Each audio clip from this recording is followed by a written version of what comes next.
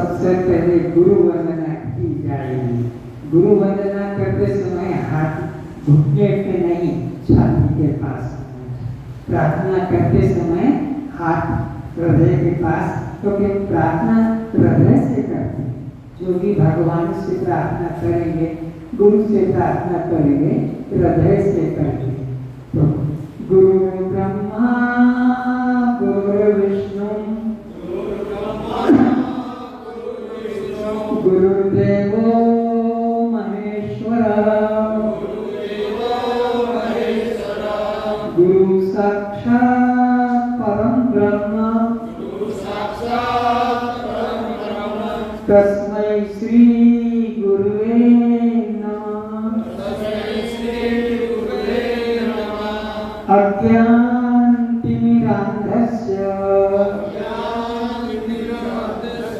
ज्ञानाञ्जनशलाकया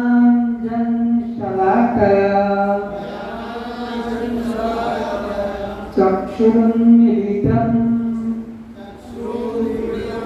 येन तस्मै श्री गुरुवे नमः। ध्यानमूलं गुरुमूर्ति पूजामूलं गुरुपदम् मंत्रमूलं गुरुवाक्यम् मोक्षमूलं गुरुकृपा मन्नाथ श्री जगन्नाथ मद्गुरुं श्री जगद्गुरुं मदात्मा सर्वभूतात्मा तस्मै श्री गुरुवे नमः। असतो मा सद्गमय तमसो मा ज्योतिर्गमय मृत्योर्मा अमृतं गमय।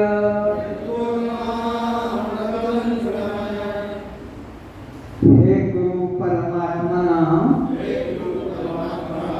आप हमें परमात्मा के नाम पर फैले हुए मिथ्या मार्गों से, प्रचलित अंधविश्वासों से, अज्ञान से, भेद भ्रांतियों से अलग करके एक परमात्मा का, अखंड परमात्मा का, सर्वव्यापी परमात्मा का आत्म रूप से, सोहम रूप से अनुभव कराने की कृपा करें। आप हमें अज्ञान अंधकार से निकालकर परमात्मा के अद्वितीय, अखंड, सर्वव्यापक, घट व्यापी आत्म रूप से अनुभव कराने की कृपा करें। आप हमें इस जन्म मृत्यु वाले शरीर से, जन्म मरण के चक्र से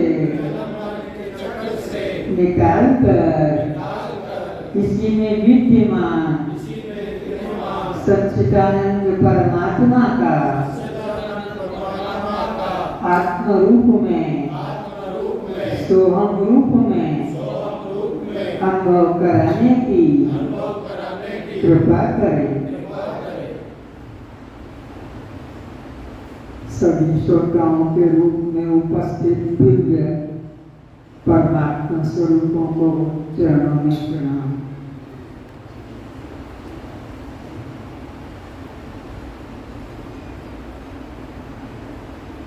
मेरे कुछ कहने के पहले जिन देवियों ने जिन देवी जी ने आपको प्रार्थना कराई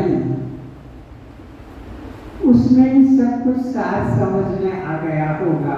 ये शिविर किस लिए है, इस शिविर में क्या होगा, इस शिविर में क्या सिखाया जाएगा, क्या पढ़ाया जाएगा, क्या हमको ध्यान दिया जाएगा, उसमें सब पंक्तियों में बात स्पष्ट थी, पर सबके समझ में नहीं आई होगी।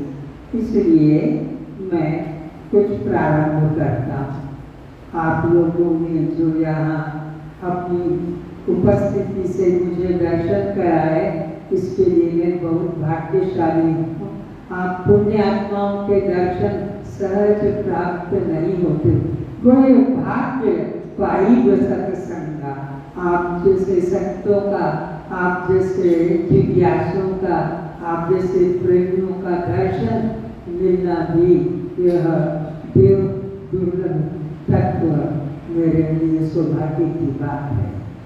तो आज का विचार होगा कि हम सब लोग कौन हैं, क्या हैं, क्या करने आए हैं और क्या कर रहे हैं। आवाज समझ में आ रही है? आवाज में असुविधा तो नहीं? तो ये जो जीवन मिला है इसे मनुष्य जीवन कहते हैं। हमें जो जीवन मिला इसे कौन सा जीवन कहेंगे? परमात्मा ने हमें ये मनुष्य जीवन क्यों दिया? जीवन तो 84 लाख प्रकार के हैं, आकर 4,84,000 जोनि भ्रमत यह जीव अविनाश। ये अविनाशी जीवात्मा 84 लाख योनियों में भटक रहा है, कष्ट पा रहा है। उसमें से चुनकर मनुष्य शरीर दे दिया। कबहु करी करुणा नर दे, बड़े भाग्य मानुष तन पावा, सुर दुर्लभ सद ग्रंथन का। तो फिर क्या करना चाहिए? क्यों मिला है? इसका मुख्य काम क्या है? शादी करके बच्चे पैदा कर लेना, खेती बाड़ी कर लेना, नौकरी कर लेना, MBA BA LLB डिग्रियां प्राप्त कर लेना, फिर शादी करके बच्चे पैदा करना, यही है? ये तो हर योनि ने किया है। आहार, निद्रा, भय और मैथुन, ये 4 काम किस योनि में नहीं है? कुत्ते भी आहार करते हैं, गधे घोड़े भी, गाय घोड़े भी और मनुष्य भी। तो आहार दृष्टि से तो समान हो गए, क्या अंतर पड़ गया? निद्रा तो पशु भी लेते हैं और निद्रा हम भी लेते हैं, आहार दृष्टि से भी और निद्रा दृष्टि से भी समान हो गए। किस लिए मनुष्य शरीर है? बच्चे पशु भी पैदा करते हैं और बच्चे हम भी पैदा करते हैं। किस लिए हम श्रेष्ठ हो गए? क्या विशेषता हम है? भयभीत तो पशु भी है और भयभीत हम भी हैं। मौत का भय पशुओं को भी है, सांप को, बाघ को, सिंह को भी है और मनुष्य को, राक्षस को, सबको है। तो किस लिए हम श्रेष्ठ हैं? हम कुत्ते क्यों नहीं बने? हम गधे क्यों नहीं बने? गाय घोड़े क्यों नहीं बने? हाथी ऊंट क्यों नहीं बने? सांप चूहा बंदर क्यों नहीं बने? मनुष्य शरीर क्यों मिला?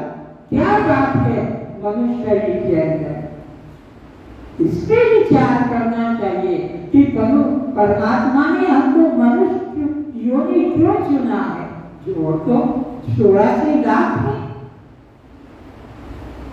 9 लाख प्रकार के जल में रहने वाले योनियां हैं जीवों की, जो यहाँ बैठे हैं, जो यहाँ बैठे हैं 9 लाख प्रकार के जल में योनियां हैं।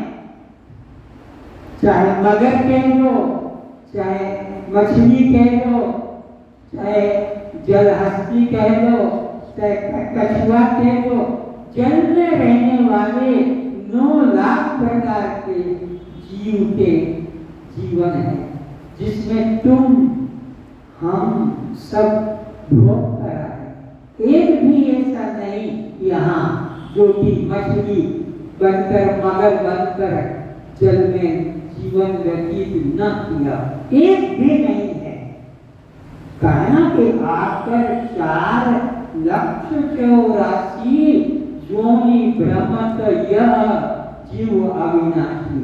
ये अविनाशी जीवात्मा अपने वास्तविक स्वरूप को, आत्म स्वरूप को, दृष्टा स्वरूप को, साक्षी स्वरूप को न जानने के कारण 84 में भटकता चल आ रहा है। अभी कापियां बंद कर दें तो ये 9 लाख प्रकार का जीवन व्यतीत किया हमने। 10 लाख प्रकार के आकाश में उड़ने वाले पक्षी हैं। तोता कहो, चील कहो, कौवा कहो, कबूतर कहो, 10 लाख प्रकार के आकाश में उड़ने वाले पक्षी हैं। उन सब में तुम, हम, कोई एक भी नहीं बचा है, सब बनकर भोग कर आए। उनका जीवन देखो, न रहने को मकान है, न खाने को कोई निश्चित भोजन है। झाड़ के ऊपर छोटा सा घोंसला बनाकर वही जीवन व्यतीत करते हैं, उसी में अंडा दे देते। इस तरह से यह हमने भोगा है पक्षी बनकर। और किसी दुष्ट आदमी ने पत्थर मारा और तड़प के नीचे गिर गए। हमको पत्थर मारकर झाड़ से गिरा दिया किसी दुष्ट आदमी ने, हत्यारे ने, और हम तड़प रहे थे और उन्होंने हमारे पंखों को चीर कर फेंक दिया, जैसे भुट्टे के छिलके निकाल कर फेंक देते हैं और भुट्टे को आग में सेक कर या पानी में उबाल कर हम जिसे भुट्टे खाते हैं, ऐसे हमको खाया गया उन दुष्टों के द्वारा जब हम पक्षी योनि में थे। पिंजरे में बंद करके रखा, पिंजरे में। किसी ने घर में पिंजरे में रख दिया। थोड़ा सा मिर्च, थोड़ा सा भात, थोड़ा सा खाने को दे दिया, उसी में पिंजरे में रहे। ये हमारे जीवन की घटना। और वो दिन भर बाहर काम करते रहे, जिन्होंने हमको पकड़ के पिंजरे में रखा, वो बाहर काम करते रहे, खेती में, नौकरी में, कॉलेज में, स्कूल में, दुकान में, और हमको पिंजरे में लटका दिया। पिंजरे में हम उड़ नहीं सकते, हम इधर उधर जा नहीं सकते। हमारा जीवन देखो किस तरह से उन दुष्टों ने, और जानते हो इन पक्षियों को पिंजरे में रखकर तुमने अपने को अधम बनाया। ये पिंजरे के पक्षी बच्चे पैदा नहीं कर पाएंगे, क्योंकि पक्षी एक पिंजरे में रहता है, या वो स्त्रीलिंग वाला हो कि पुल्लिंग वाला हो। और तुम्हारे घर में रखा नहीं हुआ, दूसरी शादी करो, फिर भी बच्चा नहीं हुआ, तीसरी शादी करो, बच्चा मेरा होना चाहिए, मेरा वंश कैसे चलेगा।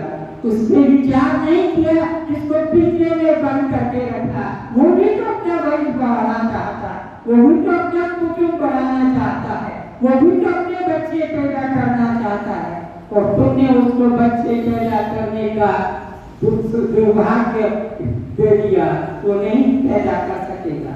तो जानते हो, तुमको पिंजरे में रखने वालों को अगला जन्म में हिजड़ा करना पड़ेगा, क्योंकि हिजड़े को फिर बच्चा पैदा करने का सौभाग्य हिजड़ा व्यक्ति कभी बच्चा पैदा नहीं कर सकता है। तुमने ये पाप किया, ये जीवन कैसे तुमने नष्ट किया है। 9 लाख प्रकार के जल में रहने वालों का और 10 लाख प्रकार के आकाश में उड़ने वाले पक्षियों का जीवन व्यतीत किया और किस तरह से कष्ट पाया है। तुमको पिंजरे से कभी बाहर नहीं जाने दिया। जैसे लोग पिंजरे में बांधते हैं, ऐसे कई लोग अपने घर में कुत्ता भी बांध देते हैं। कुत्ते की बात अभी नहीं करेंगे, तो इस तरह से आगे विचार करते हैं। 11 लाख प्रकार के जमीन के अंदर तुमने जीवन व्यतीत किया। एक भी ऐसा नहीं जो सांप ना बना हो, अजगर ना बना हो, नेवला ना बना हो, चूहा ना बना हो, कि मेंढक ना बना, जमीन के अंदर छुप कर रहने वाला तुमने जीवन व्यतीत किया।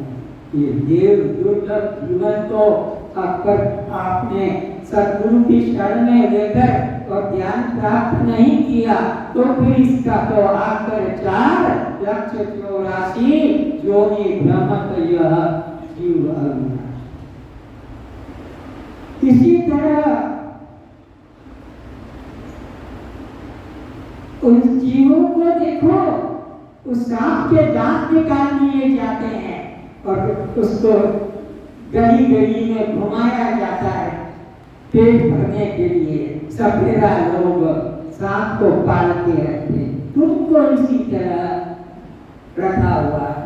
अजगर बनकर तुम रहे हो, सांप बनकर तुम रहे हो, चूहा बनकर, मेंढक बनकर तुम रहे हो। 20 लाख प्रकार के स्थावर योनियां हैं, 20 लाख प्रकार के। ये पेड़, ये पौधे, ये वृक्ष, ये लताएं, ये घास, ये अन्न, ये फल, सब योनियां हैं। एक एक व्यक्ति जो बैठे हैं, सब उसमें से भटक भटक कर, भोग भोग कर और कब मुख करी करना है ही कभी कभी दया छठे वो दीन बंधु, वो करुणा सागर, वो भक्त वत्सल परमात्मा ये मौका देता है।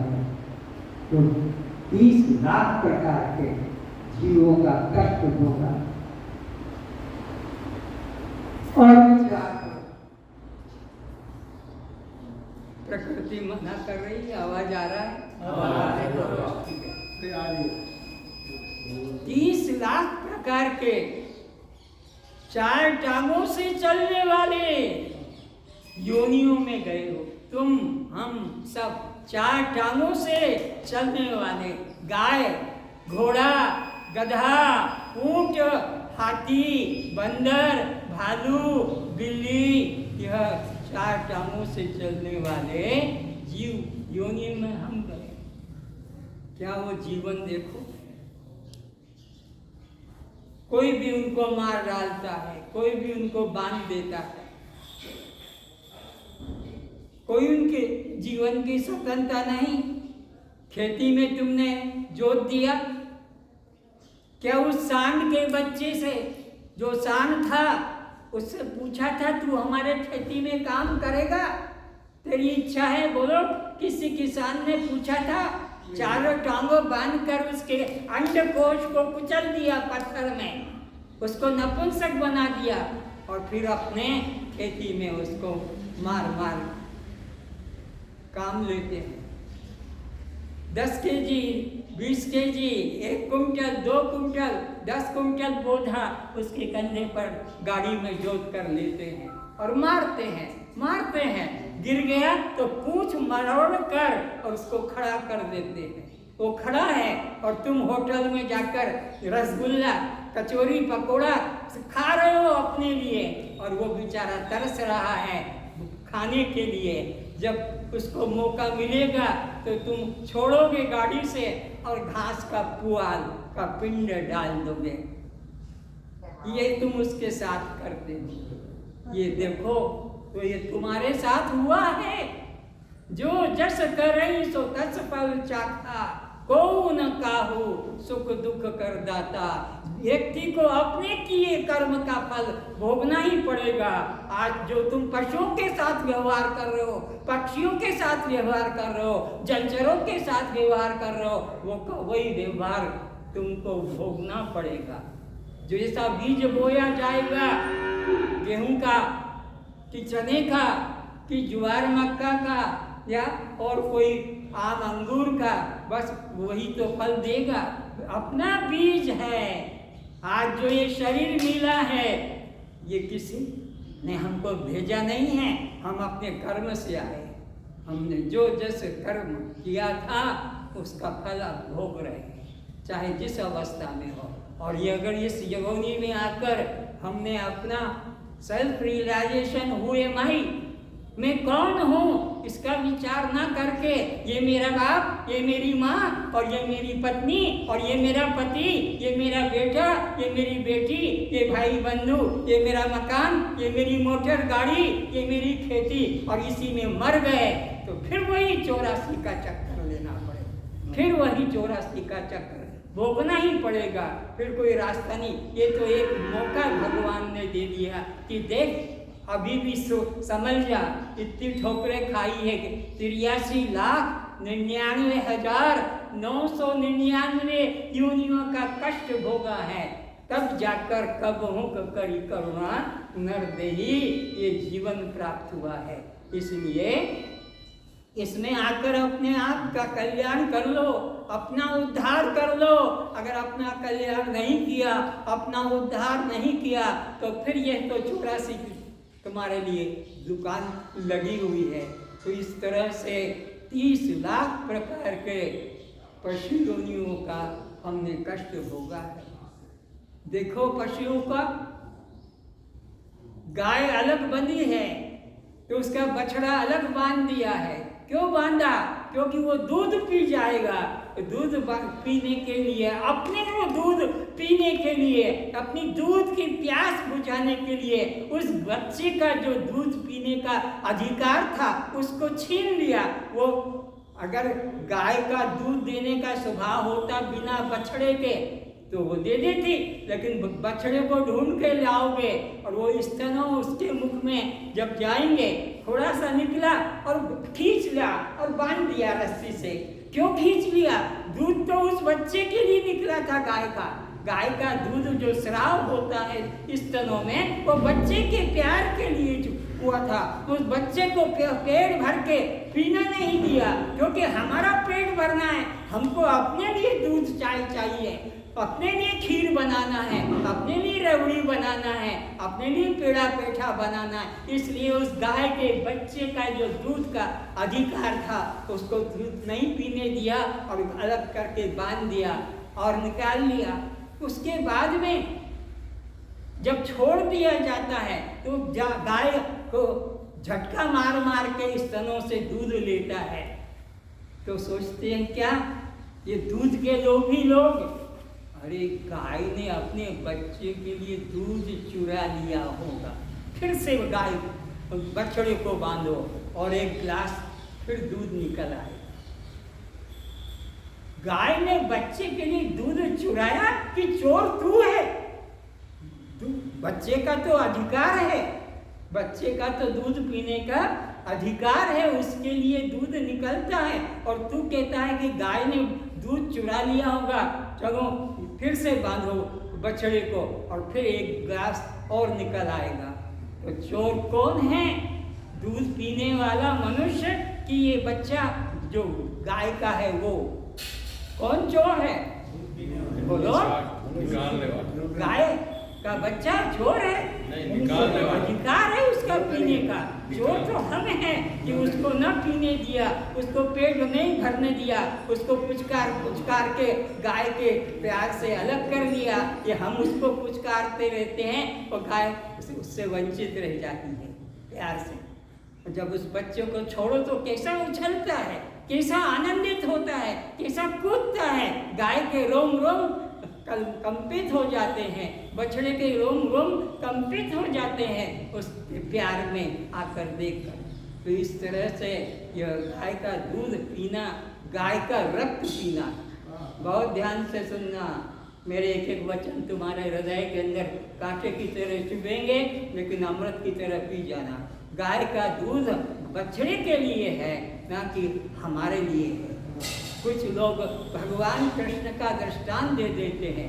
भगवान कृष्ण ने गाय के स्तनों का बच्चों की तरह दूध पिया है। बच्चे जैसे कहते ना 4 स्तन हैं, 2 अपने बच्चे के लिए और 2 अपने लिए, तो वो स्तनों का पान किया। गाय की टांगे नहीं बांधी गई हैं। दूध निकालने वाले गाय की दोनों टांगों को क्रॉस में बांधते हैं। क्यों बांधते हैं? क्योंकि वो चुर्रो करेंगे बाल्टी लेके, और उसने ऐसा कर दिया तो गिर जाएंगे, दूध भी गिर।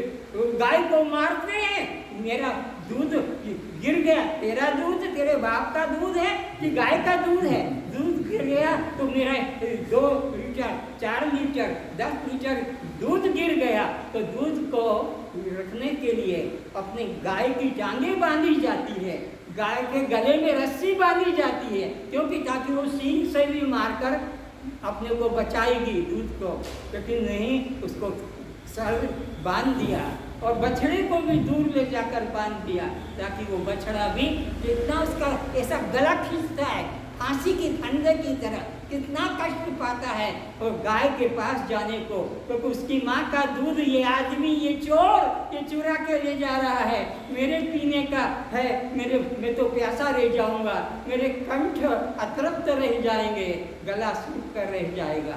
इस तरह से यह पाप रूप है।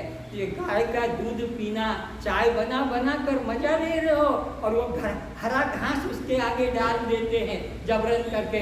वो तो उसका दूध पीना चाहता है और अपने लिए चाय चाहिए, अपने लिए दूध चाहिए, अपने लिए खीर चाहिए, अपने लिए जो है पेड़ा या बर्फी बनाना है।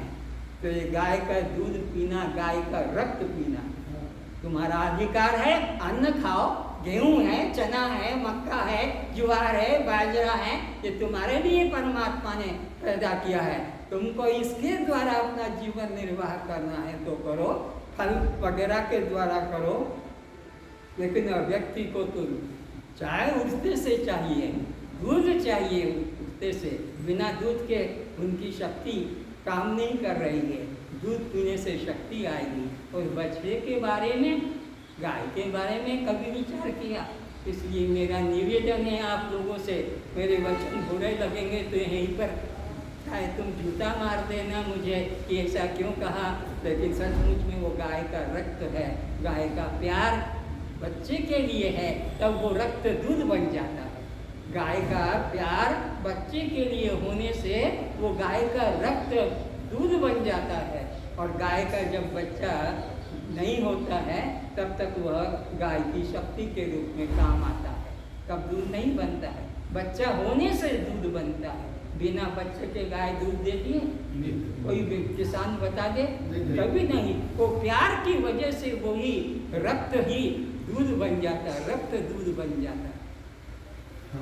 तो इस तरह से ये 30 लाख प्रकार के पशुओं का हमने कष्ट को हमने भोगा। हमारे संग यही व्यवहार हुआ है जब हम गाय थे, जब हम बछड़े थे, जब हम कुत्ते थे, जब हम बिल्ली थे, जब हम और योनियों में थे। तो 84 लाख योनियों में से यह शरीर बदल बदल कर आ रहा है। और 4 लाख प्रकार के मनुष्य शरीर है, 4 लाख प्रकार के, आकर 4,84,000 जोनि भ्रमत यह जीव अविनाशी।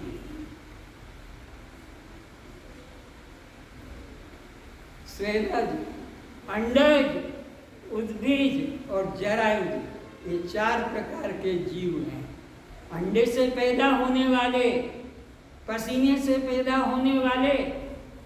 मालूम है पसीने से कौन पैदा होता है? जुआ। ये जुएं तुम्हारे पसीने से पैदा होती है, लीक जुआ जो है।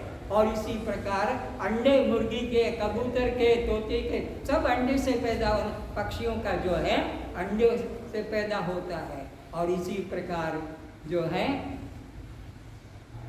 जमीन से निकलने वाले स्वेदज, अंडज, उद्भिज और गर्भ से निकलने वाले। ये जीवों की उत्पत्ति के 4 मार्ग हैं, स्वेदज, अंडज, उद्भिज और जरायुज। और इनकी फिर 84 लाख योनियां, 9 लाख जल वाले, तो 10 लाख आकाश वाले, 11 लाख जमीन में रहने वाले, तो 20 लाख स्थावर योनियां, तो 30 लाख 4 टांग से और 2 टांग से 4 लाख। मनुष्य, यक्ष, किन्नर, राक्षस, भूत, प्रेत, चांडाल, दुष्ट, दुराचारी, ये सब मनुष्य योनियां हैं, 4 लाख प्रकार। इनमें से छटते छटते छटते 83,99,999 योनियां जब निकल जाती है, तब जाकर परमात्मा दया करके, तुम्हारा कोई कर्म नहीं है जो मनुष्य को पा सको, ये तो प्रभु की दया है, प्रभु की कृपा है, प्रभु की प्रेम है, ये जीवन मिला है कि अभी भी समझ जाओ। इतने 83,99,999 योनियों में सब कष्ट भोगा है, उसको ख्याल करो कैसा कैसा कष्ट भोगा है। अब ये जीवन देता हूँ, इसमें आकर अपने आत्मा का उद्धार कर लो, अपने आत्मा का ज्ञान प्राप्त कर लो, ताकि तुमको इस 84 के चक्कर में आना ना पड़े। लेकिन फिर भी आदमी समझता नहीं, फिर भी आदमी समझता नहीं, और फिर भी इसी 84 में भटकने में लगा रहता है। 4 लाख प्रकार के, उसमें से यह जीवन प्राप्त हुआ है। अब तो मनुष्य जीवन का उद्देश्य है परमात्मा को पाना। साधन धाम मोक्ष कर द्वारा, और पाई न जेहि परलोक समारा, सो परत्र दुख पावई, सिर धुनि धुनि पछताए, काल ही कर्म ही ईश्वर ही मिथ्या दोष लगाए। कभी भाग्य को देता है, कभी परिवार को, कभी पिता को, कभी माँ को, कभी इसको दोष देता है, लेकिन दोष अपना है जो हमने इस देव दुर्लभ योनि को पाकर भी परमात्मा को पाने की इच्छा नहीं की। इसलिए यह जीवन मिला है तो केवल साधन धाम मोक्ष कर द्वारा, साधन करने का मनुष्य जीवन में ही साधन किया जा सकता है, मनुष्य जीवन में ही साधन हो सकता है, और कोई योनि साधन करने की नहीं है। कब हम ये परमात्मा देता है और इसमें आकर हम साधन कर सकते हैं। अगर मनुष्य योनि में आकर परमात्मा को पाने का साधन नहीं किया, तो फिर वही 84 का चक्कर, फिर वही 84 का चक्कर, कभी 4 टांगों से, तो कभी पेड़ टेबल रेंग कर करोगे, तो कभी आकाश में पंख से उड़ोगे, तो कभी पानी में रहोगे, तो कभी बंदर की तरह डाल डाल कूदोगे। तो हमारा ये जीवन मिला है परमात्मा को पाने का। परमात्मा को पाने का है। आप लोग में से कितने सज्जन हैं जो गीता महाग्रंथ को पढ़ते हैं? हाथ उठा दें। गीता 1 2, बहुत कम लोग हैं। गीता नहीं पढ़ते, माला कर रहे हैं, झोली में हाथ रखकर माला चला रहे हैं, सत्संग में बैठे हैं और माला हाथ में चल रही है। ये सत्संग का प्रेमी नहीं है, ये सत्संग का ग्राहक नहीं है, ये तो माला का है। अरे माला तो करने फिरे, जीव फिरे मोहमाई, और मनी राम चहु जिसी फिरे, ये तो सुनी रहना। किसको धोखा दे रहा है? माला करके परमात्मा को। परमात्मा तेरी माला देखेगा कि सत्संग बड़े भाग्य पाएंगे, सत्संग बड़े भाग्य से सत्संग मिलता है। पर सत्य किसे कहते ये नहीं मालूम। सत्य उसे कहते जिसका कभी नाश, जो सदा रहे, अविनाशी हो, उसको सत्संग कहते हैं। और हम कहते हैं सत्संग में, और हमारा मन संसार में घर जाऊंगा, ये करना है, ये करना है, ये करना है, कभी इसका करना, वहाँ जाके ये भोजन बनाना है, ये साधन करना है, मन इसी में फंसा रहता है। तो इस तरह से ये मनुष्य जीवन परमात्मा को पाने के लिए, किसको पाने को? बोलो, और तुम किसको पाने में लगे हो? बेटा हो जाए, बेटी की शादी हो जाए, बेटी को बेटा हो जाए, फिर मेरा ये खेती हो जाए, तो फिर मेरा धंधा चल जाए, मेरा इनकम बढ़ जाए, मेरी गाड़ी घोड़ा हो जाए, तुम इसमें लगे हो, जबकि ये तुम्हारा साधन नहीं था। तुम्हारा साधन तो था परमात्मा को पाने का। साधन धाम मोक्ष द्वारा और पाइने जेहि परलोक समारा, सो परत्र दुख पावई श्री दुनि दुनि कष्टाई, कालहि कर्महि ईश्वरहि मिथ्या दोष लगा।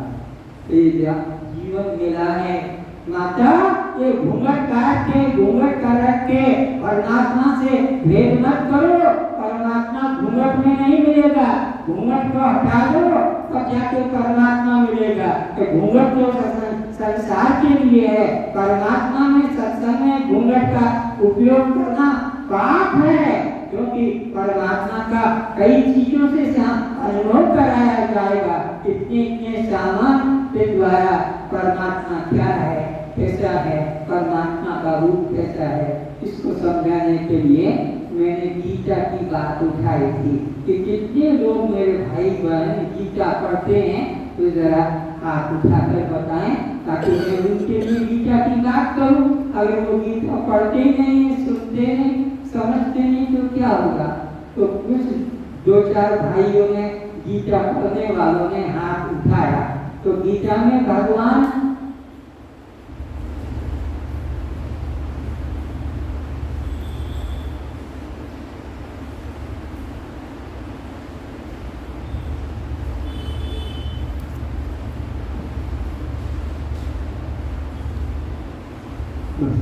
कौन किसके सामने खड़ा है? किसके सामने कौन खड़ा है? अर्जुन के सामने भगवान श्री कृष्ण खड़े हैं। ये किसका फोटो है? और ये अर्जुन का है।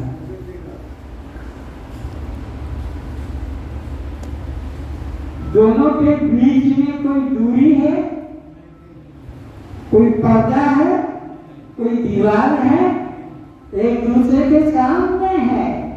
और अर्जुन कहता है, सुनो हे प्रभु, माला को अलग कर लो।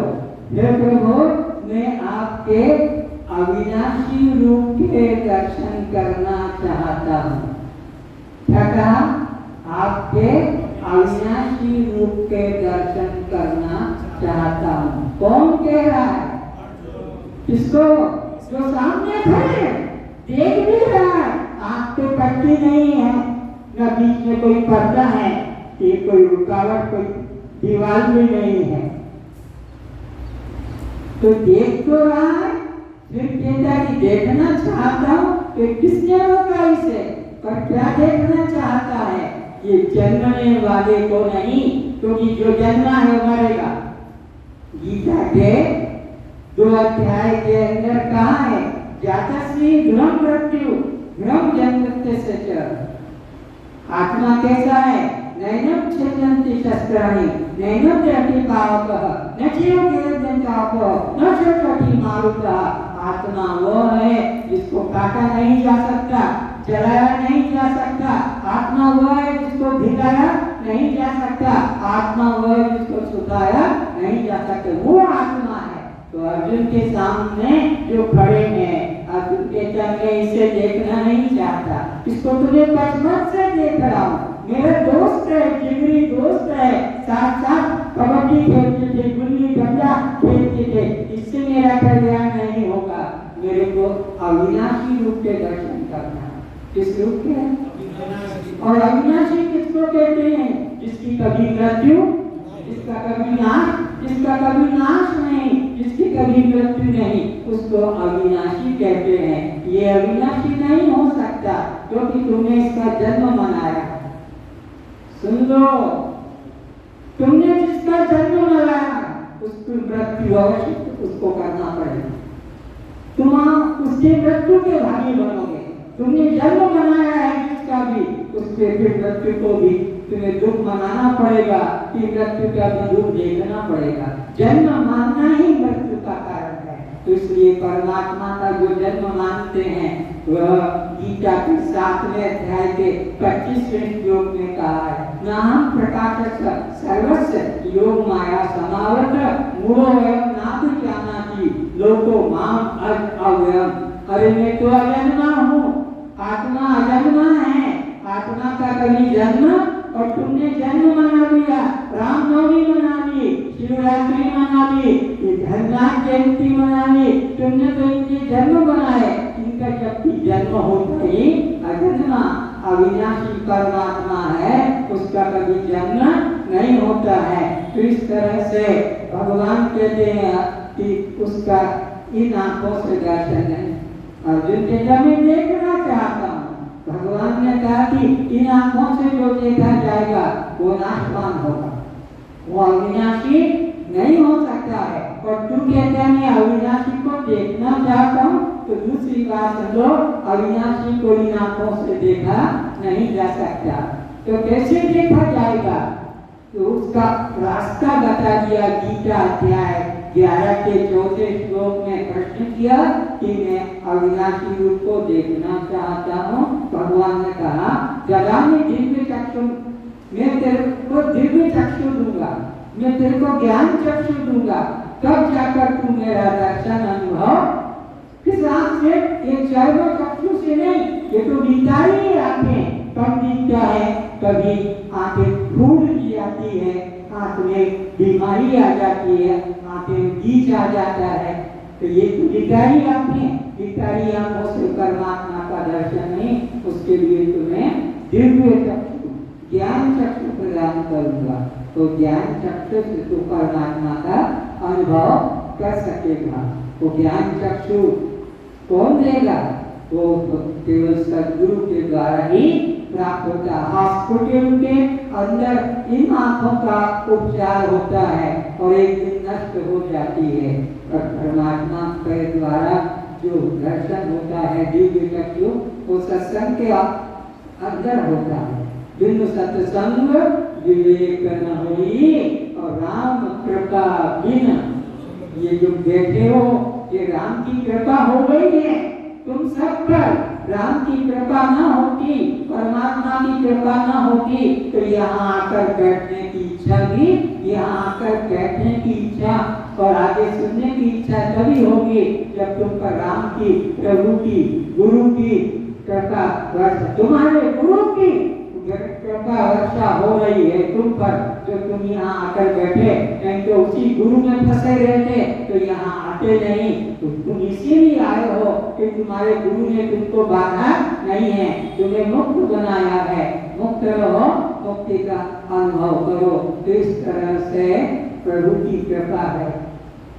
अब मैं प्रभु की कृपा को समझा रहा हूँ, मैं बोलूंगा जैसे ही तुम बोलना।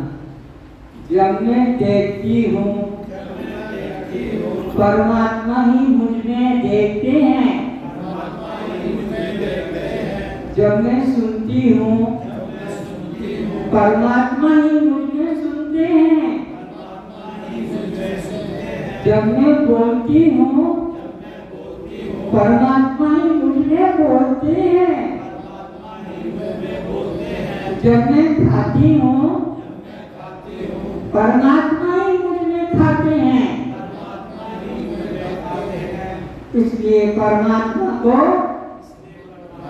लहसुन प्याज अंडा मांस मछली कभी मत खिलाना, क्योंकि परमात्मा ही खाता है। और तुम परमात्मा को लहसुन और प्याज और अंडा और बकरा बकरी घोड़ा क्या क्या देते हो, मत देना, क्योंकि परमात्मा इसका तुम्हें फल देगा। फिर अगले जन्म में कुत्ता करना पड़ेगा, अगले जन्म में चूहा करना पड़ेगा, अगले जन्म में तुम्हें चिड़िया तोता बनना पड़ेगा। जो जैसे करे सो तैसे फल। इसलिए जब मैं खाती हूँ परमात्मा ही मुझ में खाते हैं, जब मैं सुनती हूँ परमात्मा ही मुझ में सुनते हैं। इसलिए तंबाकू मत पीना, गुटखा मत पीना, पुड़िया मत खाना, चावला मत खाना, क्योंकि परमात्मा को जहर पिला लो, परमात्मा को ही तुम जहर पिला लो, परमात्मा ही तुम उससे लेता है। तो जब तुम चलते हो तो परमात्मा ही, मुर्दा चल पाएगा, मुर्दा खा पाएगा, मुर्दा देख पाएगा, मुर्दा सुन पाएगा, मुर्दा बोल पाएगा, सुन पाएगा, मुर्दा कुछ नहीं कर पाएगा। और तुम जब चलते हो तो परमात्मा ही चलते हैं। अगर वो शक्ति ना दे तो तुम चल पाओगे? तो परमात्मा के बारे में विचार करना, वो व्यक्ति नहीं है, वो शक्ति है परमात्मा। और शक्ति का अनुभव किया जाता है, शक्ति का दर्शन नहीं किया जाता।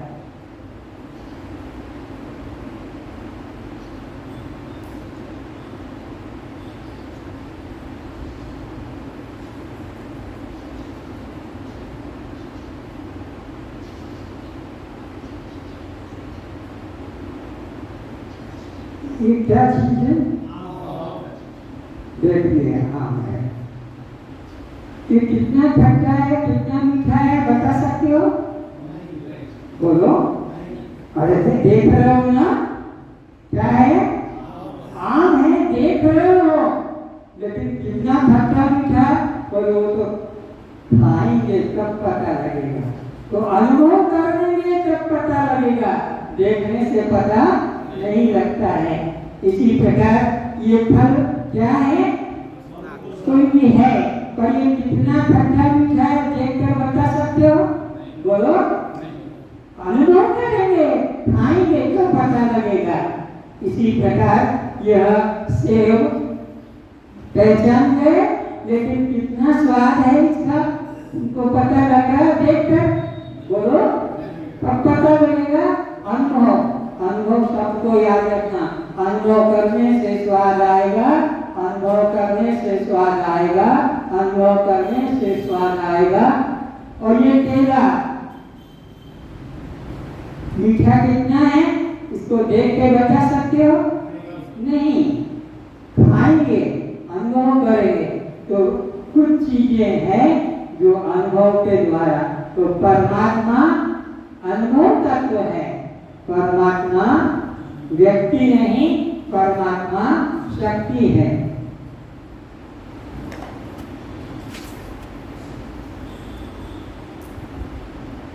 ये दो पत्थर है,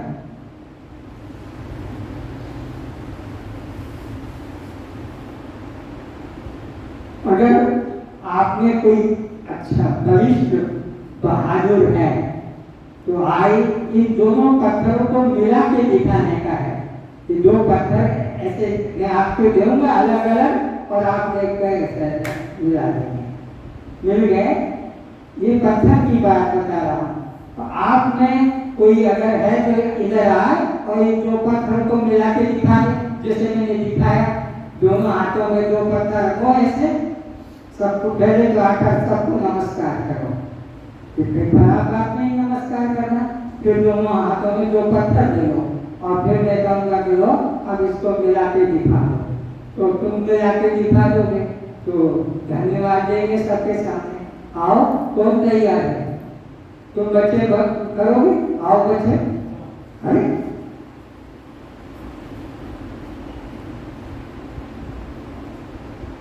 पकड़ो। हाँ, बहुत अच्छी बात। इधर है ना? ठीक है। अब इसको हाथ में रखो, दूर हाथ दोनों फैला लो, अच्छे से रखो। ठीक है, ऐसे ऐसे फैला लो। अब मिला लो, दोनों मिलाओ। पूरी ताकत लगा दो। गाय का दूध जो बहुत पिया है, दूध को निकालो गाय का। हाँ, बस जल तो नहीं आएगा, नहीं हुआ ना? ठीक है। तो गाय का देखो, तो शक्ति है, शक्ति का अनुभव किया जाता है, शक्ति का अनुभव होता है, दर्शन नहीं। बात जरा सी थी, थोड़ा सा ही, बस इसको लेकर और ऐसे मिलाना था। तो शक्ति का अनुभव कराने के लिए दिखाया, कैसे हाथ काम कर रहे थे, लेकिन वो मिल नहीं पाया। तो परमात्मा व्यक्ति नहीं, परमात्मा शक्ति। तो शक्ति का अनुभव होगा, जैसे इनका स्वाद का अनुभव होगा, स्वाद का अनुभव होगा। अनुभव करना, परमात्मा का अनुभव करना है तो परमात्मा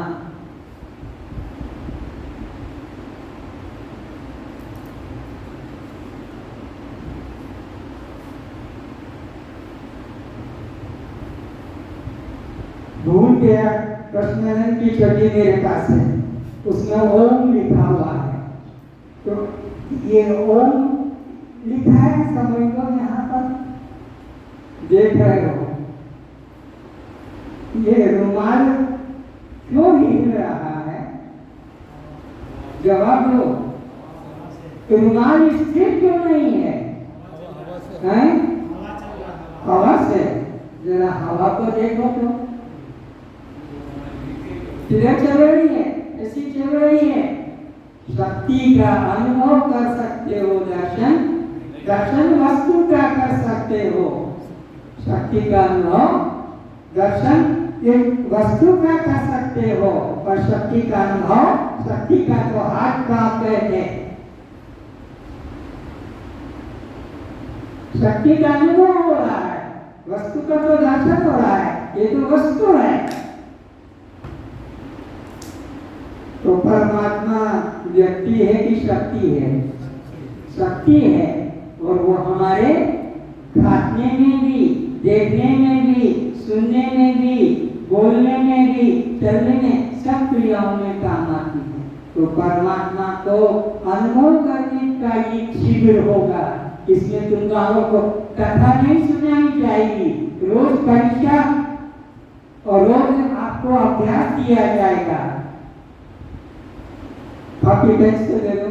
जिन लोगों को इस शिविर में बैठना है, एक पैसा भी नहीं लगेगा, एक फल भी नहीं लाना पड़ेगा कि एक फल आकर यहाँ दो, ना एक पैसा देना है। बस यहाँ बैठकर मुक्ति का अनुभव करना है। तो उस शिविर में बैठने की इच्छा हो तो रोज आकर यहाँ बैठो, अपना नाम लिखा दो और कि मैं रोज आऊंगा। और आपको कॉपी भी दी जाएगी, पेंसिल भी दी जाएगी, रोज रोज पूछा जाएगा। एक दिन परीक्षा होगी, अभी कॉलेज में परीक्षा है, हाई स्कूल में परीक्षा है, मिडिल स्कूल में परीक्षा है। जिन को भी कोई पैसा नहीं, कॉपी का भी, पेन का भी पैसा नहीं है, रोज आना पड़ेगा। इसमें लिखाया जाएगा, रोज रोज लिखाया जाएगा। आप कभी पूरा अनुभव कर सकोगे। घर रख के मत आ जाना, कल आओगे तो कॉपी लेकर आना और अभी लिखाया जाएगा। लिखोगे, नोट करो क्या क्या लिखना है, लिखो। सब किसे कहते हैं, लिखो। फिर पहले पेज से शुरू करो। सबकी पहचान,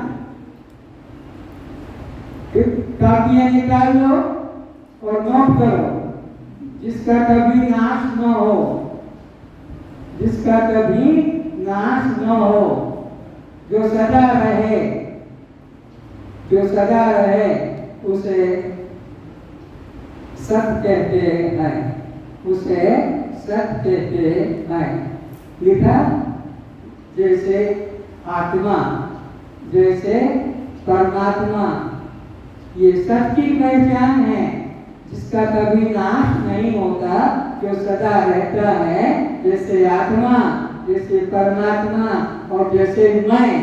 जैसे मैं तीन बता रहा हूं, मैं, आत्मा, परमात्मा, मैं, आत्मा, परमात्मा, ये तीनों एक है, ये तीन नहीं है। और सत है, इसको क्या कहते हैं? सत कहते हैं। इसका कभी नाश नहीं होता है। अब लिखो मिथ्या। मिथ्या जिसका जन्म हो और मर जाए, जिसका जन्म हो और मर जाए उसे मिथ्या कहते हैं। जो सदा नहीं रहता, जो सदा नहीं रहता। जैसे शरीर, शरीर क्या है? जन्म है, मर जाएगा, आया है, चला जाएगा, मिला है, बिछुड़ जाएगा। तो कभी बालक होता है, तो कभी जुआ हो जाता है और कभी बूढ़ा हो जाता है। कभी जन्मता है, कभी मर जाता। तो शरीर को मिथ्या कहेंगे, शरीर को क्या कहेंगे? मिथ्या। लेकिन मैं कौन हूँ?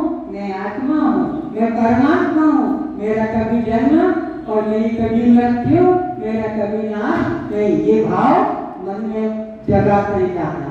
तीसरा देखो असत। असत परिभाषा लिखो, ये तराजू है, तराजू ये फार्मूला है, थर्मामीटर है।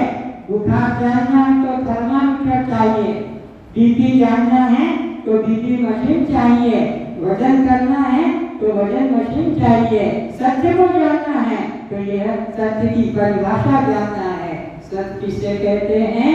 जिसका कभी नाश न हो।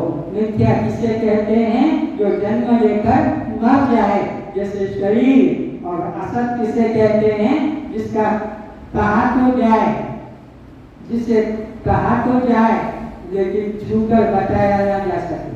फिर से कहा तो जाए, ये है वो है, कह के लेकिन छूकर बता, पकड़ के बता, हाथ लगा के बता। जैसे ये क्या है? बताया, छूके भी बता दिया। केला है, यह एप्पल है। ऐसे असत को छूकर बता नहीं सकते, हाथ से बता भी नहीं सकते कि ये घड़ी है, ये शिव है, ये ताला चाबी है, ये बता सकते हैं पर असत को बता नहीं सकते। वो क्या है? नोट करो, नाम, अपना अपना नाम, ये असत है, छूकर बता नहीं सकते हो। जीवन भर रटा है, जीवन भर रटा है, मेरा ये नाम, मेरा ये नाम, मेरे बाप का नाम, मेरी माँ का नाम, पर माँ को, बाप को, बेटे को, बेटी को छूकर बता, छूटे हुए तो चढ़ा हाथ में, अंगली हाथ में, नाखून हाथ में, बाल हाथ में, छूकर नहीं बता सकते। नाम असत है, जाति असत है। मैं ब्राह्मण हूँ, मैं क्षत्रिय हूँ, मैं वैश्य, अरे झूठा झूठा झूठा बदनामी है, यह होता ही नहीं है। जाति किसी की है ही नहीं। आश्रम न ब्रह्मचारी, न गृहस्थी, न वानप्रस्थी, न सन्यासी। क्या वानप्रस्थी, क्या ब्रह्मचारी, क्या गृहस्थी, क्या सन्यासी? चमड़े के ऊपर उपाधियां डाल रही है, कपड़े पहन लिए, या सफेद कपड़े पहन लिए, या शादी कर ली, या हमने ब्रह्मचारी रह गए। ये सब असत है, इनका कुछ नहीं। केवल एक आत्मा सत्य है, केवल एक परमात्मा सत्य है, केवल एक मैं सत्य है। ये तीनों सत्य है। अब आगे लिखो जड़। जड़ जो अपने को न जाने और दूसरे को भी न जाने, जो अपने को भी न जाने और दूसरे को भी न जाने, इसे जड़ कहेंगे। ये क्या है? जड़ की चेतन है, ये जड़ है। जड़ की पहचान जो अपने को भी ना जाने और दूसरे को भी ना जाने, उसे जड़ कहते हैं। जैसे कि तुम्हारा हमारा शरीर, मुर्दे का बाप मर गया, बेटा मर गया, पत्नी मर गई, बड़ा है शरीर। वो बोलेगा कि मैं बाप हूँ, वो बोलेगा कि मैं बेटा हूँ, वो बोलेगा कि मैं पत्नी हूँ, वो बोलेगा कि मैं बेटी, कुछ नहीं बोल सकता। जड़ है, निर्जीव है, उसमें जीवन प्राण निकल गया है, उसको कहते हैं जड़ कहते हैं। जो अपने को भी ना जाने और दूसरे को भी ना जाने, उसे जड़ कहते हैं। पक्का करो इस बात को, जो अपने को भी ना जाने और दूसरे को भी ना जाने, उसे जड़ कहते हैं। ये क्या है? जड़ है। अगर ये इसमें चेतन होता, जैसे वो बछड़े में वो है जिंदा, वो चेतन है, वो बछड़ा गाय का चेतन है, पर यह आपका हरि जो है यह जड़ है। जड़ की पहचान और चेतन की पहचान। तो आपका शरीर क्या है? जड़ है और आप चेतन हैं। आप कौन है? लिख लो, मैं चैतन्य आत्मा हूँ और मेरा शरीर जड़ अनात्मा है। मेरा शरीर जड़ अनात्मा है, लेकिन मैं चेतन आत्मा हूँ। जड़ और चेतन की पहचान पर मैं रोज पूछूंगा, इसी इसलिए काफी दी है कि लिखो, ताकि तुम कल उत्तर दे सकोगे कि कौन जड़ है और कौन चेतन है। अब लिखो दृश्य, दृश्य जो दिखाई पड़ता है, जो दिखाई पड़ता है पर देख नहीं सकता, जो दिखाई तो पड़ता है पर ये किसी को देखेगा, ये नहीं देख कर पाएगा। वो बच्चा माँ को देख रहा है पर ये किसी तुमको देख रहा, ये तुमको नहीं देख सकता, ये जड़ है और तुम चेतन हो। तो इसी तरह दृश्य जो दिखाई पड़े पर देख न सके, जो दिखाई पड़े और जो देख न सके उसे दृश्य कहते हैं। तो तुम लोग क्या हो, देखने वाले हो कि दिखने वाले? दिखने वाला तुम्हारा शरीर है, स्त्री है कि पुरुष है ये आंख से दिखेगा, लेकिन तुम हिंदू हो कि मुसलमान हो यह देखने से पता, ये कल्पित नाम रख दिए हैं। जाति ब्राह्मण क्षत्रिय कल्पित रख दिए हैं, ब्रह्मचारी गृहस्थी आश्रम कल्पित रख दिए हैं।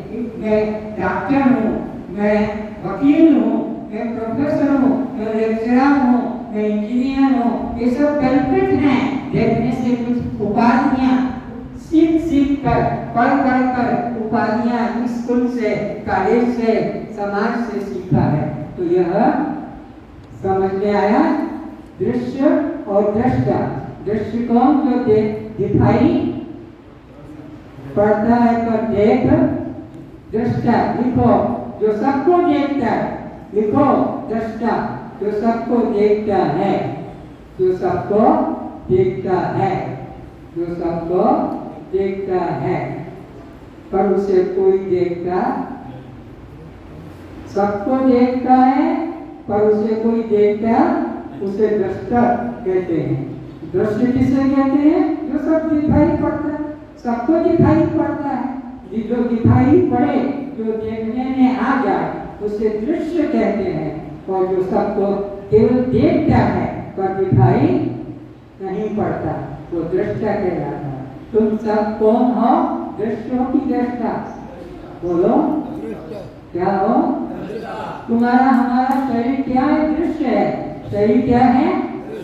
शरीर दृश्य है क्योंकि दिखाई पड़ता है। गोरा, काला, जवान, बूढ़ा, स्त्री, पुरुष, इसे दिखाई पड़ता है, उसे दृश्य कहते हैं। देखने वाले को दृष्टा कहते हैं। अब लिखो शव।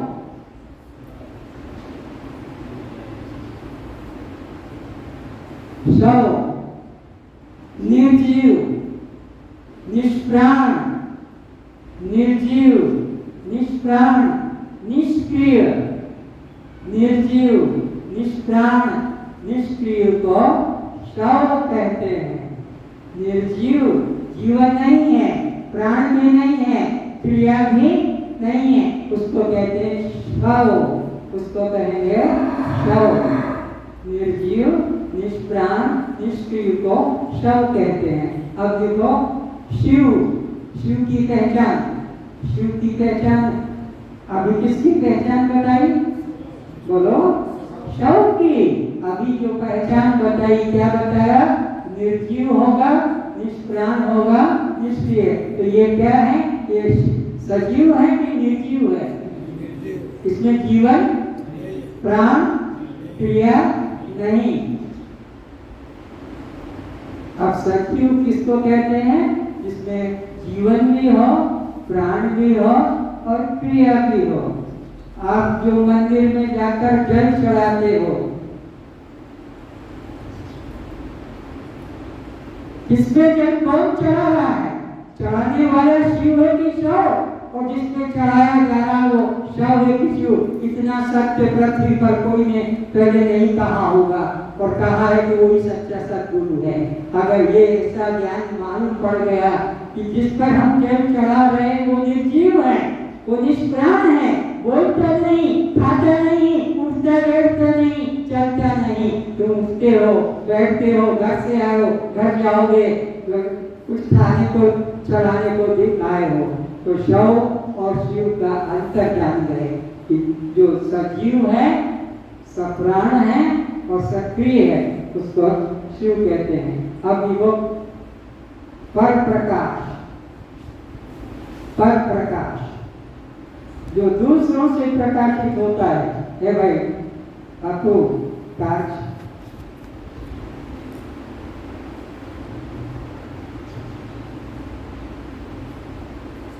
जो दूसरों के द्वारा दूसरों की शक्ति के द्वारा जीवन पाता है उसे पर प्रकाश कहते हैं। दूसरों की शक्ति के द्वारा दूसरों की सहायता से जीवन पाता है उसे पर प्रकाश कहते हैं। उसे पर प्रकाश कहते हैं। जैसे चंद्रमा किससे शक्ति पाता है? बोलो, सूर्य से। चंद्रमा को प्रकाश कौन देता है? चंद्रमा का खुद का प्रकाश नहीं है, चंद्रमा को सूर्य से प्रकाश मिलता है। तब जाकर हमको पूर्णिमा का चंद्रमा, अष्टमी का, नवमी का, एकादशी का, चौथ का दिखाई पड़ता है, क्रम क्रम से बढ़ता जाता है। तो इसको कहते हैं पर प्रकाश। लेकिन सूर्य को क्या कहना पड़ेगा? चंद्रमा से प्रकाश लेता है, सूर्य के प्रकाश से चंद्रमा प्रकाशित होता है। अब ये जो प्रकाश करेगा इसमें प्रकाश खुद का नहीं है, बैटरी है। बैटरी की शक्ति से ये बल्ब प्रकाशित होता है। तो इसी तरह सूर्य में पर प्रकाश है। नोट करो, सूर्य भी पर प्रकाश है, परमात्मा की शक्ति से प्रकाशित होता है। परमात्मा की शक्ति से सूर्य भी, और सूर्य की शक्ति से चंद्रमा भी, और चंद्रमा की शक्ति से तारे भी, सब बिजलियां भी प्रकाशित। तो जो दूसरे की मदद से, दूसरे की सहायता से, दूसरे की शक्ति से प्रकाश करता है, काम करता है, उसको कहेंगे पर प्रकाश। उसको क्या कहेंगे? पर परमात्मा को किसी की शक्ति, आत्मा को किसी की शक्ति, ईश्वर को किसी की शक्ति लेना नहीं पड़ता, वो स्वयं प्रकाश है। उसे क्या कहेंगे? स्वयं प्रकाश। स्वयं प्रकाश जो सबको आलोकित करता है, स्वयं किसी से आलोकित नहीं होता। मैं देवी को, देवता को, दिन को, रात्रि को, मैं सबको प्रकाशित करता हूँ। आत्मा सबको प्रकाशित करती है, परमात्मा सबको प्रकाशित करता है। इसलिए गीता के 13 अध्याय के 17 श्लोक में कहा है, ज्योतिषामपि तज्ज्योति तमसः परमुच्यते ज्ञानम ज्ञेयम ज्ञान गम्यम हृदय सर्वस्य विशिष्टम। सबके यहाँ बैठा है, मंदिर में नहीं, तीर्थ में नहीं, बद्री केदार में नहीं, स्वर्ग वैकुंठ में नहीं, है सब जगह हरि व्यापक सर्वत्र समाना। लेकिन प्राप्त करने की बात जब आती है तो परमात्मा सबके हृदय में ही अनुभव में आता है। ईश्वर सर्वभूतानां, गीता अध्याय 18 में लिखा है, 18 अध्याय में ईश्वर सर्वभूतानां हृदयेन तिष्ठति। किंतु ब्राह्मण्य, ये सब बैठे ना, ब्राह्मण्य भटक है, सब भटक रहे हैं 84 के चक्कर में। वही बचा है जो गुरु से ज्ञान पाए। जिसने गुरु से आत्म ज्ञान पाया है वो भटकने से बच गया है। बाकी तो कोई बद्रीनाथ, कोई केदारनाथ, कोई रामेश्वर, कोई जगन्नाथ, तो फिर कोई ये जगह का नाम क्या है?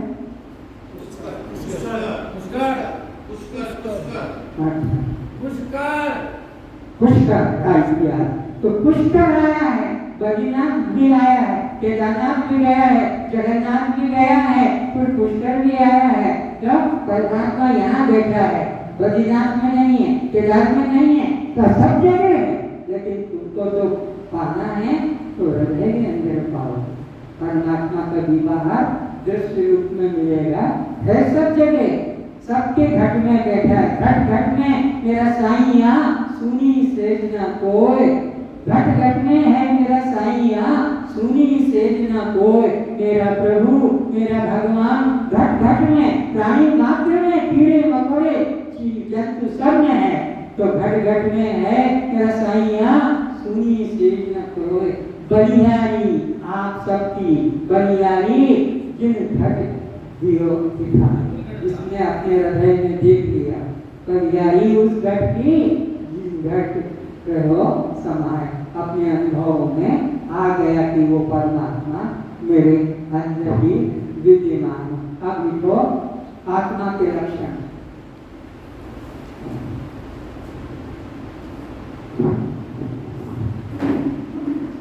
शस्त्र से कटता नहीं,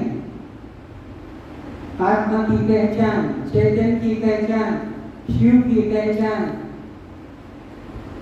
शस्त्र से कटता नहीं, अग्नि से जलता नहीं, अग्नि से जलता नहीं, पानी से फोटो बाद में देख लेना, फोटो बाद में देख लेना, अभी कॉपी में नोट कर लो, अग्नि कॉपी नहीं मिली है तो मांग लेना। तो सबको बिना पैसे के कॉपी भी मिलेगी, बिना पैसे के पेन भी मिल जाएगा, कोई पैसा नहीं देना।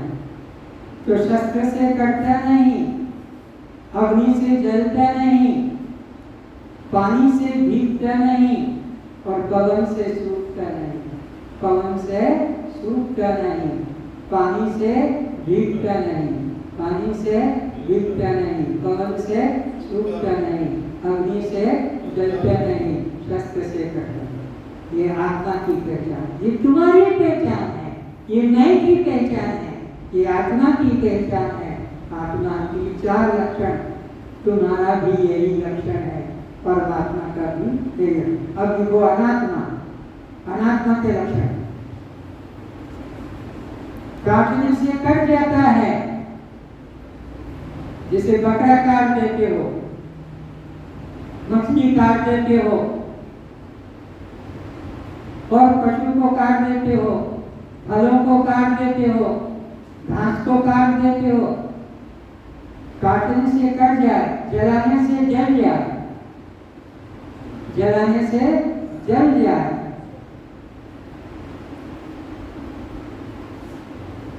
काटने से कट जाए, जलाने से जल जाए, भिगाने से भीग जाए और सुखाने से सूख जाए, और सुखाने से सूख जाए।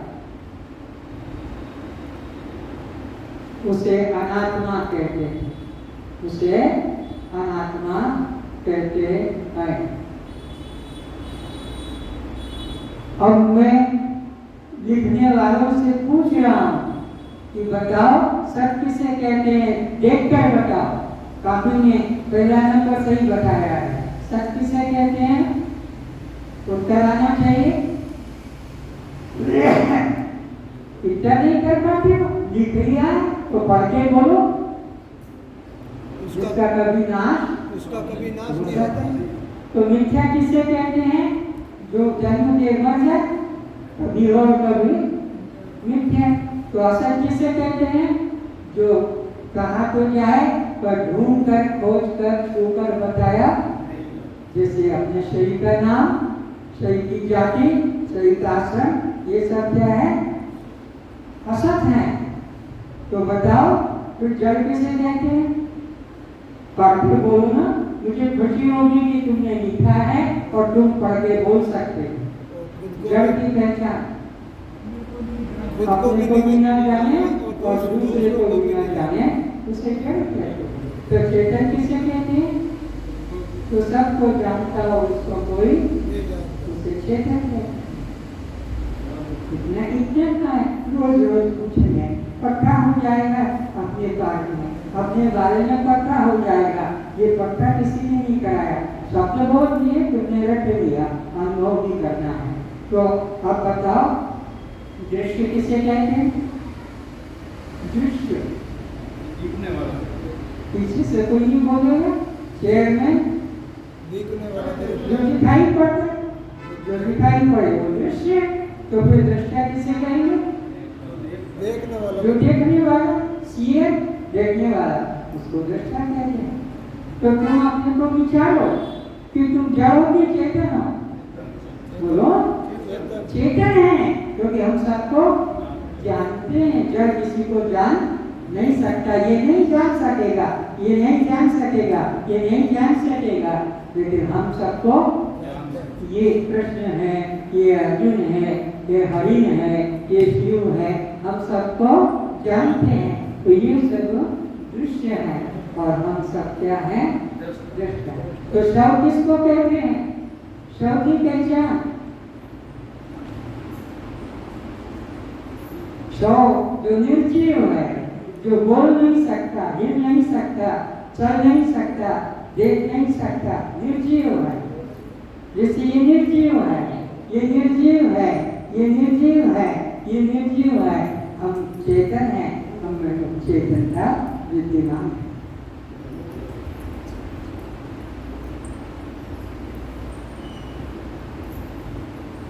तो आत्मा के चार दर्शन क्या है?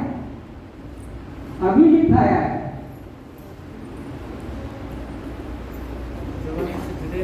आत्मा कटती नहीं, जलती नहीं, भीगती नहीं, सूखती नहीं।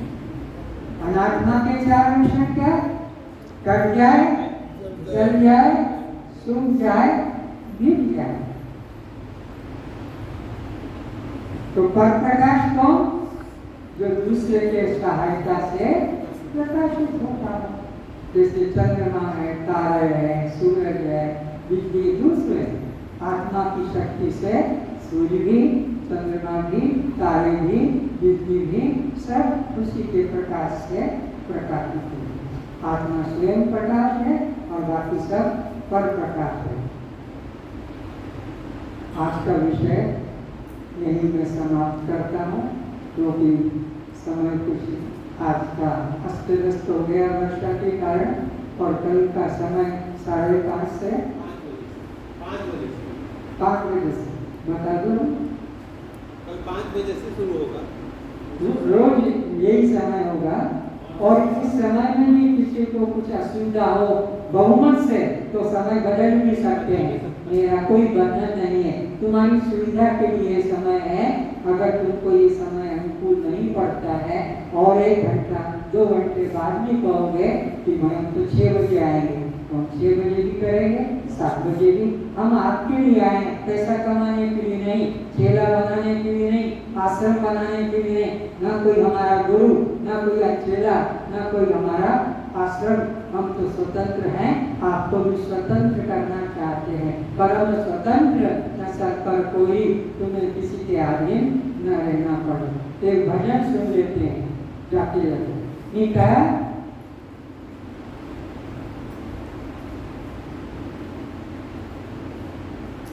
भजन एक शुरू करेंगे। प्रभु जी मेरे अवगुण चित्त न धरो।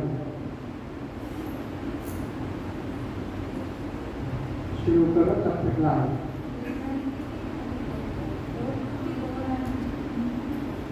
सब दोहराए।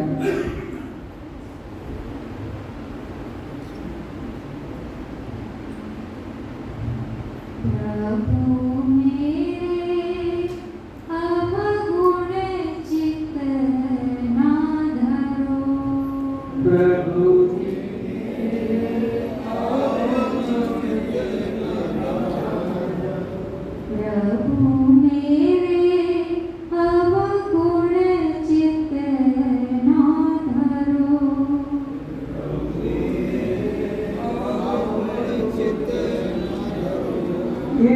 भगवान से प्रार्थना करता है, हे प्रभु, अगर मेरे अवगुणों को देखोगे, मेरे पापों को देखोगे, तो मेरे पापों का तो भंडार भरा हुआ है, मेरे दुर्गुणों का तो जीवन में भंडार है। उसको देखोगे तो मेरा कभी उद्धार नहीं हो पाएगा। इसलिए आप अपने समदर्शी भाव को देखो। आप तो सूर्य की तरह सबको प्रकाश करते हो। पापी हो, पुण्यात्मा हो, गरीब हो, अमीर हो, पशु हो, पक्षी हो, सूरज हो, चांद हो, सूर्य सबको जैसे प्रकाश करता है, वैसे प्रभु मेरे अवगुणों को मत देखो, मैं तो अवगुणों का भंडार हूँ, दया करो। आगे समदर्शी प्रभु नाम तिहारो।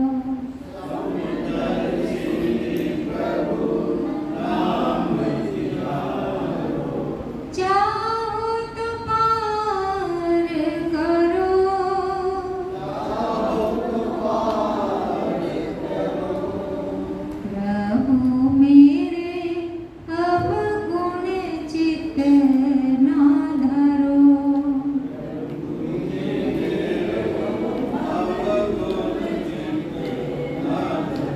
जैसे सूर्य सबको प्रकाश करता है, किसी अच्छे बुरे कर्म को नहीं देखता है, धर्मी अधर्मी को, साधु सन्यासी को, गृहस्थी को, कोई सबको प्रकाश। ऐसे आप भी समदर्शी मेरे अवगुणों को मत ध्यान करो, मेरा उद्धार कर दो। हे नाथ, हे प्रभु, हे करुणा सागर, मेरा कल्याण करो। एक लोहा पूजा में राखत,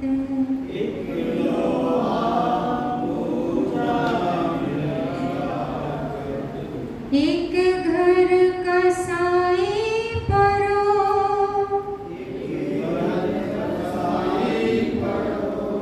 दृष्टांत दे रहे हैं। एक लोहा के ताला भगवान के मंदिर में लगा रहता है, भगवान के मंदिर में लोहे का ताला लगा है, या भगवान के यहाँ घंटा बजाया जा रहा है, वो झांझ बजाई जा रही है, लोहे के हैं। और एक कसाई के घर में लोहा है, उससे वो बकरा काटता है, मुर्गा काटता है, मछली काटता है। पर पारस पत्थर जब छू जाएगा तो वो लोहा का ताला बना हुआ है, या लोहा का वो जो करवट बनी है, छुरा बना है, उसको भी सोना बना देता है।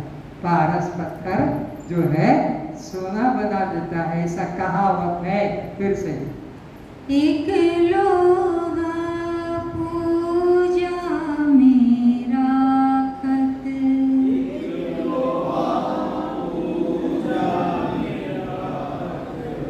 एक घर कसाई परो,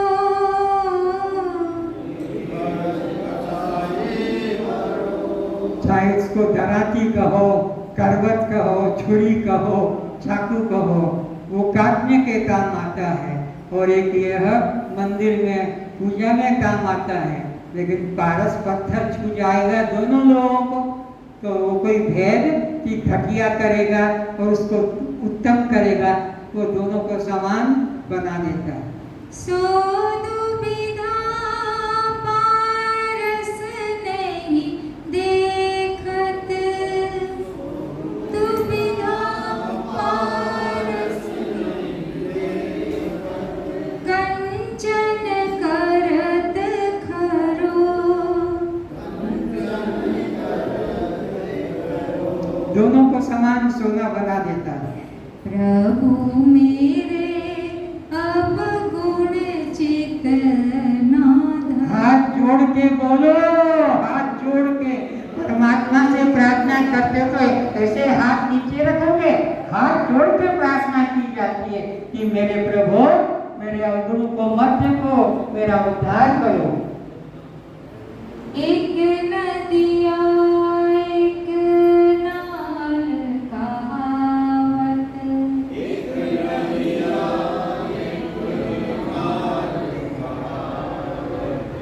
मैं लोही नीर बहे,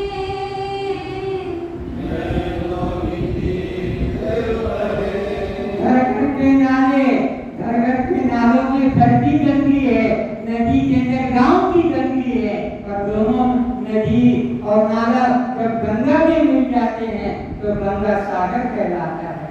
कोई भेद नहीं, ये गंदा नाला है और ये गंदी नदी है, और जब सागर में मिल जाते हैं गंगा सागर हो जाता है। जब मिलके दो एक वरण भये,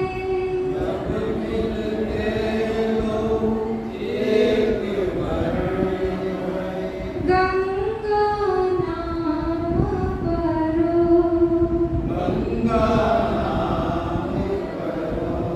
तो जैसे वो गंगा नाला और वह नदी दोनों गंगा बन जाते हैं, ऐसे प्रभु मेरे अवगुणों को मत देखो, मैं तो बहुत पतित हूँ, आप पतित पावन हैं, आप दीन बंधु हैं, आप करुणा सागर हैं, मेरा उद्धार कर दो। प्रभु मेरे अवगुण चित ना धरो, बोलो बोलो, घूंघट निकाल के बोलो।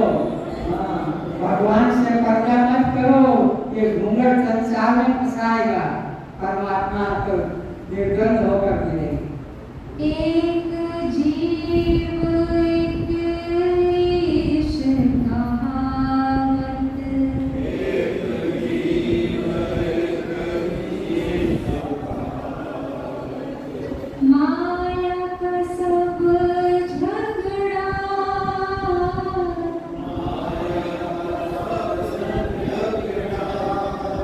एक ही चैतन्य शक्ति है।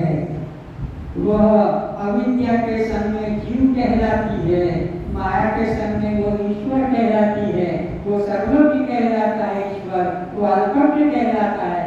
लेकिन ये दोनों उपाधि अगर निकल जाए, अविद्या हट जाए और माया हट जाए, तो चेतन वस्तु तो एक ही है, परमात्मा। तो ये चेतन वस्तु आत्मा एक है। और मैं प्रभु आपसे वही प्रार्थना करता हूँ कि मेरे इस अविद्या अल्पज्ञता, अल्प शक्ति, अज्ञानता के ज्ञान मत दो और मेरा उद्धार कर दो। एक जीव एक ईश कहावत,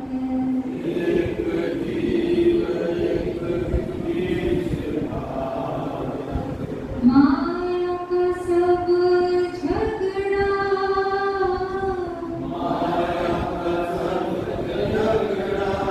ये वेदांत का विषय है, अभी समझ में नहीं आएगा।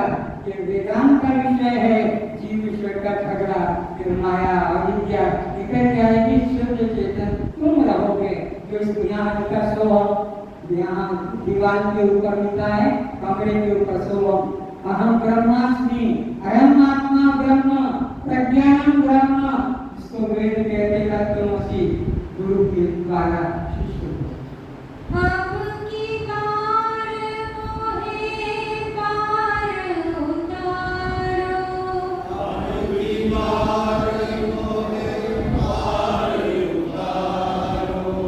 नहीं अस जात करो,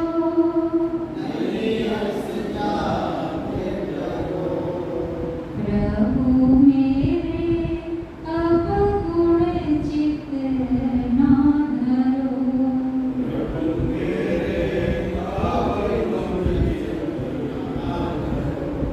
समदर्शी प्रभु नाम तिहारो,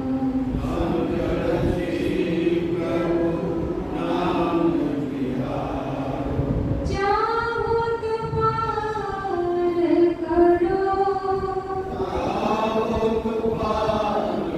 करो, प्रभु मेरे अब गुण चित ना धरो,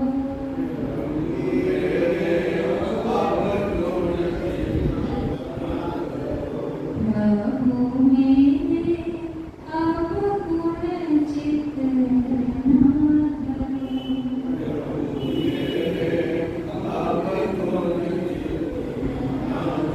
नहीं तो तुम्हारी बदनामी हो जाएगी।